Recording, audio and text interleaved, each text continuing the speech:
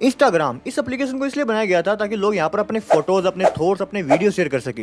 लेकिन आज इसकी हालत ऐसी हो गई है, कहने को तो एक सोशल मीडिया एप्लीकेशन है, लेकिन किसी पोर्न साइट से बिल्कुल भी कम नहीं है। अश्लीलता तो यहाँ पर ऐसे बह रही है जैसे कोई नदी बह रही है। और सेफ्टी की बात तो आप बिल्कुल ही छोड़ दो। सीनेट जुडिशरी कमेटी हियरिंग में बताया गया कि 13 से 15 साल की 37% लड़कियों ने 7 दिन के अंदर ही अनवांटेड न्यूडिटी फेस की थी। This is girls between the ages of 13 and 15 years old. 37% of them reported that they had been exposed to nudity on the platform unwanted in the last 7 days. 24% said that they had experienced unwanted sexual advances they've been propositioned in the last 7 days. खुद Instagram की internal study कहती है कि application को use करने से teenagers में anxiety और डिप्रेशन बढ़ रहा है। अपने इंडियन यूथ का हाल तो ये है कि वो हर दिन सोशल मीडिया पर 3 से 4 घंटे लगातार स्क्रॉल कर रहा है। और इन्फ्लुएंसर तो पॉपुलर होने के लिए किसी भी हद तक जाने को तैयार है। कोई पॉपुलर होने के लिए गोबर खा रहा है, कोई अजीबोगरीब तरीके से डांस कर रहा है। लड़कियों की तो आप बात ही छोड़ दो, अगर कोई उनके बारे में बोल दे तो वैसे ऑफेंड हो जाती है। और सबसे बड़े खिलाड़ी कमेंटर्स को कैसे बोल सकते हैं? सबसे ज्यादा गंदगी तो इन्होंने फैला रखी है।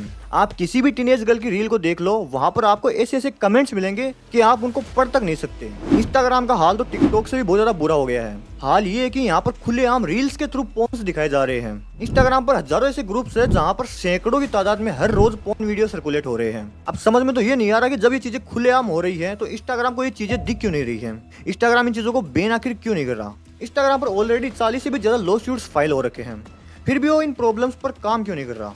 इंस्टाग्राम से सबसे ज्यादा खतरा टीनेज गर्ल्स को ही है। एफटीसी यानी फेडरल ट्रेड कमीशन के एंटी ट्रस्ट ट्रायल के दौरान मेटा के कुछ इंटरनल डॉक्यूमेंट सामने आए थे, जो कि ये बताते हैं कि मेटा पहले से जानता था कि इंस्टाग्राम पर टीनेजर्स को गलत लोगों को रिकमेंड किया जा रहा है। लेकिन इन सब सेफ्टी मेजर्स को इग्नोर करके ग्रोथिंग पर सबसे ज्यादा फोकस किया गया है। केविन सिस्ट्रोम जो कि इंस्टाग्राम का को-फाउंडर थे, उन्होंने 2017 में इस चीज के लिए एक रेड फ्लैग रेज किया था। उन्होंने मार्क जकरबर्ग को अर्जेंटली इन चीजों पर एक्शन लेने को कहा था, लेकिन मार्क जकरबर्ग ने इस चीज को बिल्कुल नजरअंदाज कर दिया था। ये चीजें जितनी आसान लग रही है उतनी है नहीं। अगर ऐसा चलता रहा तो आने वाले समय में यूथ की मेंटेलिटी पर बहुत ज्यादा असर पड़ने वाला है। हम इन चीजों में कुछ ज्यादा कर नहीं सकते सिवाय अवेयरनेस के।